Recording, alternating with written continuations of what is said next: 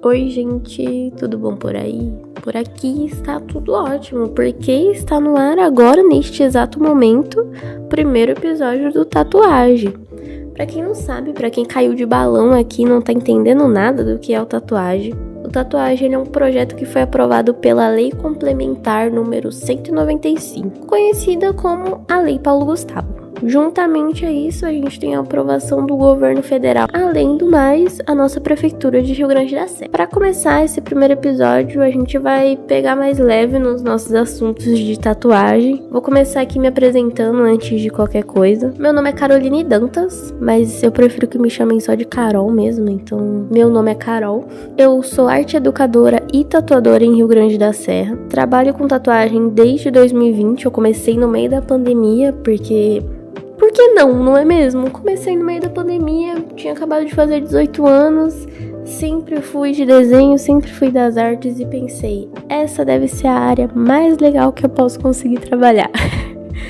Sendo bem sincera, foi isso que eu pensei mesmo. Juntamente a ser tatuadora, eu comecei a cursar artes visuais, então já tava pensando ali em dar aula de desenho, tanto em artes gerais, assim, arte educação mesmo. E basicamente foi isso, a gente foi seguindo até que acabamos aqui. O Tatuagem, ele começou, na verdade, como um projeto de TCC. Ele foi meu TCC da faculdade. E ele foi se desdobrando e se moldando até chegar aqui, onde a gente tá hoje, que é um podcast. Até porque eu sentia que eu tinha que dividir a história da tatuagem com mais gente, além da banca da minha faculdade. Mas enfim, o episódio de hoje a gente vai falar bem assim, bem levemente. Vamos pegar uma história assim que deixa o coração mais quentinho, uma coisinha mais básica. Vamos falar sobre o primeiro tatuador profissional do Brasil. ênfase nessa parte de profissional. Antes dele, obviamente, existiram muitos tatuadores, muitos artistas que trabalharam no Brasil, trabalharam em diversos lugares do Brasil, então,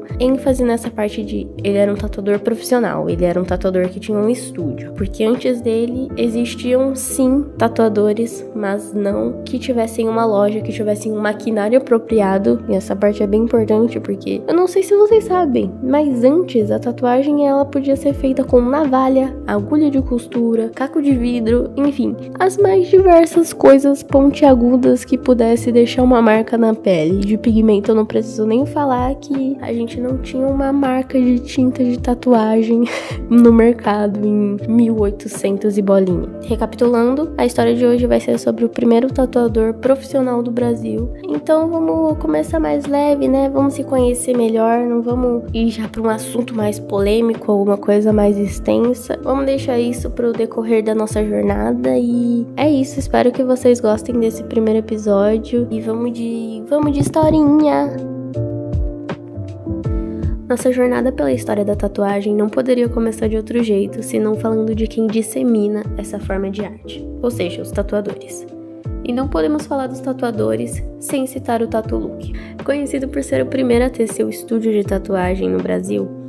Knud Gregassen, que nasceu em 1928 e morreu em 1983, era conhecido como Tatu Luke. Ele era dinamarquês, ele foi marujo, tatuador e um verdadeiro aventureiro. O cara deu uma verdadeira volta ao mundo e por fim ele atracou no Brasil e aqui ele fincou as raízes. O Luke foi o único tatuador profissional no Brasil por muitos anos. Ele era registrado como pintor e desenhista e acima de qualquer coisa via a tatuagem como uma forma de arte e sempre deixava isso bem claro nos seus cartazes e folhetos que ele usava para divulgar o seu trabalho. Ponto muito interessante é que ele tinha um grande portfólio no seu estúdio. Ele possuía mais de 5.000 designs de tatuagens, todos disponíveis para serem eternizados na pele de quem quisesse.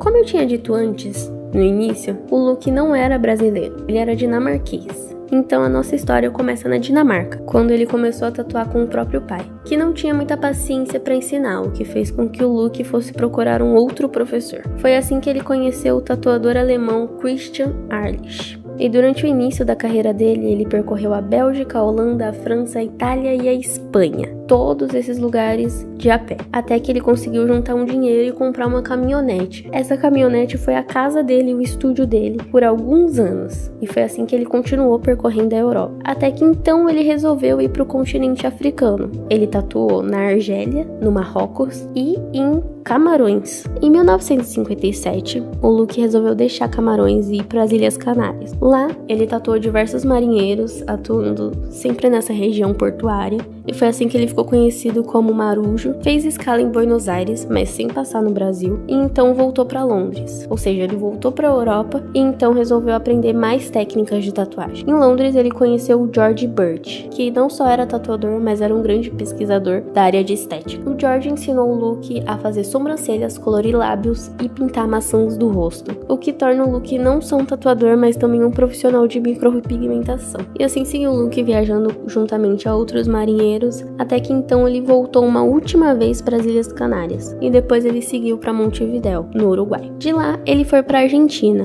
e então ele resolveu que ele ia conhecer o Brasil. Ele foi para o Rio de Janeiro, onde ele ficou totalmente encantado pelo povo, pelo sol e pela natureza. E segundo ele mesmo falou em jornais da época, alguma coisa dentro de mim dizia que o Brasil seria o meu último porto. E realmente foi dito e feito. O Luke voltou para o Uruguai, pegou as coisas dele e então desembarcou em Santos. Aqui, ele foi tatuador por quase 20 anos. Ele atuava numa região conhecida como Boca. Era uma região do Porto de Santos, uma região conhecida pela boemia, e lá ele juntou um dinheiro, comprou uma casa em Mongaguá, se casou com uma brasileira e teve seus filhos. Antes de morrer, o Luke morou 1 ano em Itanhaém, e depois ele se mudou para Arraial do Cabo, no Rio de Janeiro. E foi em 18 de dezembro de 1983 que o jornal de Santos, chamado A Tribuna, anunciou a morte do lendário Tatu Luke em uma de suas manchetes, eternizando assim o Luke não só na história de Santos, como na história do Brasil e na história da tatuagem em si. Muito da história do Luke pode ser visto no Museu da Tatuagem, que fica em São Paulo. Lá, além dos cartazes dele que você pode ver parte do portfólio dele, ou seja, dos designs de tatuagem que ele tinha. Há em específico 2 máquinas de tatuagem que foram dadas pro Luke por um dos tatuadores mais emblemáticos da história da tatuagem. Essas 2 máquinas foram dadas para ele por Olli Hansen, que veio ao Brasil conhecer o estúdio do Luke e então presenteou ele com essas máquinas. O Olli foi dono de um dos estúdios de tatuagens mais antigos do mundo, que ficava localizado em Copenhague. E assim o Luke ganhou seu lugar de destaque na história da tatuagem no Brasil. Não só por ser o primeiro tatuador profissional daqui, mas também pelo carinho e admiração que as pessoas de Santos e São Paulo tinham pela pessoa dele. O Luke ele era conhecido não só pelo seu trabalho, mas também por quem ele era. Muitas pessoas iam para Santos, conhecer o estúdio e ter uma tatuagem feita pelo Luke, não porque elas queriam uma tatuagem, mas porque elas queriam conhecer o grande tatuador dinamarquês Luke, que tinha a alma de brasileiro. Enfim, foi isso. Esse foi nosso primeiro episódio. Quero falar uma coisa aqui que eu não falei no início, mas que é necessário que vocês saibam disso, que é nossa fonte bibliográfica, nossas fontes de pesquisas para realizar o tatuagem. Nossa principal fonte de pesquisa é um livro de 2019, escrito pela historiadora Silvana Gerra. Ela é a nossa principal fonte de pesquisa, porque ela é uma historiadora incrível que fez um verdadeiro compilado para fazer um livro. O nome desse livro é Uma História da Tatuagem no Brasil. Nesse livro, ela, como eu havia dito, ela fez um compilado gigantesco da história da tatuagem aqui no Brasil, desde o século XIX até a década de 1970. Claro que no livro tem algumas coisas mais atuais também, mas basicamente é isso. Esse compilado foi feito por esse período e ela foi atrás de museus, recortes jornalísticos e todo tipo de fonte que fosse confiável, todo tipo de fonte que ela pudesse achar para criar essa narrativa que é incrível, assim, espetacular. Esse livro é maravilhoso, eu recomendo muito que vocês vão atrás dele, pesquisem mais sobre ele. É um livro enorme, tem quase 400 páginas, mas ele vale a pena porque cada página dele, cada capítulo dele é excepcional.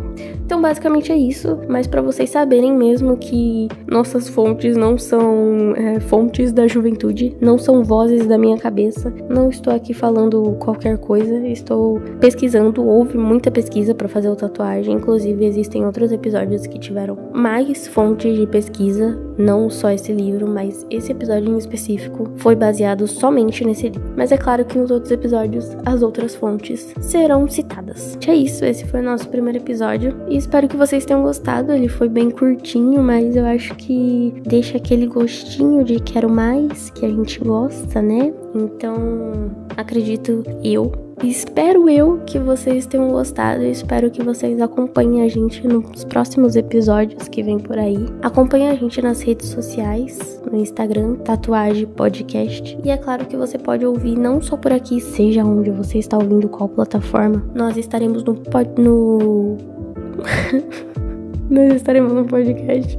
Nós estaremos no Spotify, no SoundCloud e no YouTube Music. Não sei se esqueci mais alguma. Se esqueci, está lá o link no Instagram. Então, por lá você consegue acessar todas as plataformas que estarão Tatuagem. Como eu disse no começo e volto a dizer, o Tatuagem, ele é um projeto que foi aprovado pela Lei Paulo Gustavo, juntamente com o Governo Federal e o Ministério da Cultura, além do que a Prefeitura de Rio Grande da Serra. Enfim, muito obrigado. Espero que vocês tratem esse episódio, tratem todo esse projeto com muito carinho, porque ele foi feito com muito carinho para todos vocês ouvirem. Tchauzinho e até semana que vem, até o próximo episódio.